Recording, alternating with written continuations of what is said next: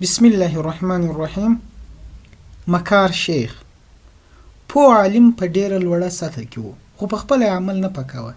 یو دیني عالم و چې د حرام او حلالو په باره کې به یې خورا ډیر بیان کوه. یو ورځ چې ټکنده غرمه وه، خپل کور ته ولاړی چې ډوډۍ وخوري. د میرمنې څخه یې پوښتنه وکړل چې نن دې څه شی پاخه کړي دي؟ ډیر وږی یم. میرمنې یې ځواب ورکړ چې موږ ځانونو ته چرګ پخ کړی دی او تا ته مو دال پوخ کړی دی.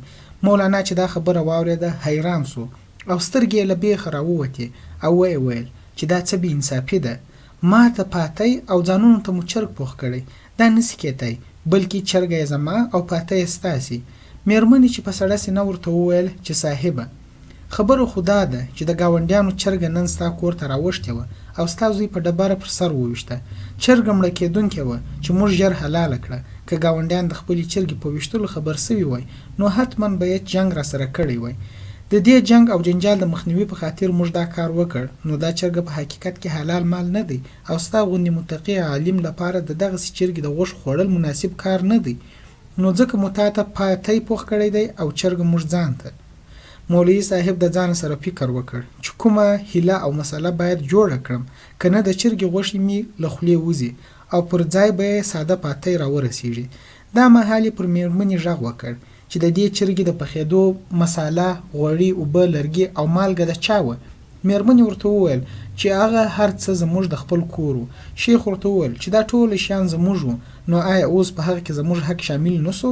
میرمنې یې غږ ونه کړ، خو مولانا صاحب وویل چې د دې معنا دا ده چې زه په خپل حق کې صرف شوروا غواړم او غوښې یې ستاسې.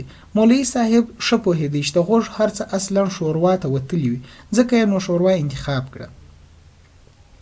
میرمنې یې ورته وویله چې ستا خوښه ده، که دا تا ته حلال مال وي بیخي یې وخوره. او دا مهال یې دیګ پر سر کاسه راپورته کړ تر څو میړه ته شوروا ور واچوي، خو ناببره د شوروا سره 2-3 ټوټې غوښې هم راولوېدې. ښځې وغوښته چې هغه بیرته راوکاږي چې شیخ په لوړ غږ داسې وویل: دا څه کوې؟ دغه هلته او هغه دلته اچوي. میرمنې ورته وویله چې تا خو یوازې شوروا غوښتې ده، نو ځکه دا غوښې ورڅخه ایسته کوم. میړه یې ورته وویله چې که پخپله راځي نو پرېږده، ولې یې مخ راګرځوې؟ دا مهال یې میرمنې په سړه سینه ورته وویل چې چرګه هم پخپله راغلې وه، بلکې ما نه وه راغوښتې. که یې ته خورې نو په ماړه نس یې وخوره، ډول ډول پلمې او هیلې مه جوړوه. مولوي صاحب هم چې له خدایه یو بهانه غوښته وویل چې راوړه غوښې او شوروا دواړه راوړه چې په مزه مزه یې وخورم. الله غفور او رحیم دی، ضرور به مې وبخښي. نو ډیر دغسې مولیان صاحبان، پیر صاحبان، حضرت صاحبان، پروفیسران صاحبان او مکار شیخان د حق خوړلو، هیلو او چلاکیو څخه ډک وي، خو نور ته نصیحت او رهنمایي کوي. خپل عمل یې نفسانی وي، خو بیان او وینا یې ظاهرا منطقي وي. د قرآن د الجاسیه سورت 22 نمبر آیات د مکار علماو لپاره ښه دلیل دی.